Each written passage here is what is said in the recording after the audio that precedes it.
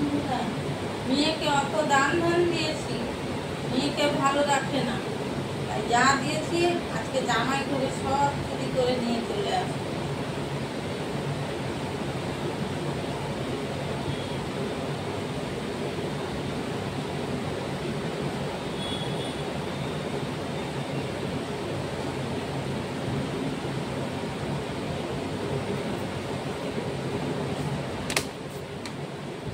দেখো বন্ধুরা, জামাই ঘরে চুরি করতে গেছিলাম, মেরে ধরে আমি এইটা ভিডিও করবো বলে চুরি করেছিলাম। আমার মেরে কি অবস্থা করে দিয়েছে দেখো।